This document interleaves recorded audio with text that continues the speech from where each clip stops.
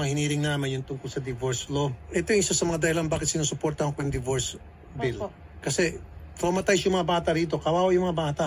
Paglaki ng mga bata, kung ipagpapatuloy ito, ganito na lang palaging pangyari, bugbugan, palagi na bubugbog si nanay, paglaki ng bata, maapektuhan yung kanyang kalusugan mental. Si mister, kung hindi siya nagparehab, kung ganito talagang ugali niya, wala nang katapusan, then there's no reason kung bakit sila magsasama pa. Dapat talagang magkakahiwalay na. Pero kung sila magkakahiwalay lang, and then later on, malalaman ni mister na may trabaho na pala ito si ma'am, magandang trabaho, or maayos ng kalatayuan, i-hostage niya si ma'am because of the paper na hawak niya dahil sila'y kasal. Pwede pa siya gumawa ng kabalastugan sa misis niya. So, and I'm supporting the divorce bill. Marami yung sumasang-ayon, iba't ibang ahensya ng gobyerno, iba't ibang NGOs, iba't ibang mga asosasyon, sumasang-ayon. Maliban ng so far doon sa isang grupo na taga-opus di ata yun, kumukontra.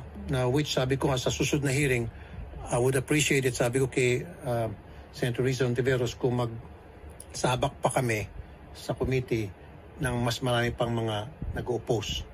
That way, marinig natin yung mga statement ng mga opposition sa divorce bill para makapag-craft kami ng bill doon sa divorce law na yon na para lahat ng taong concerned may boses.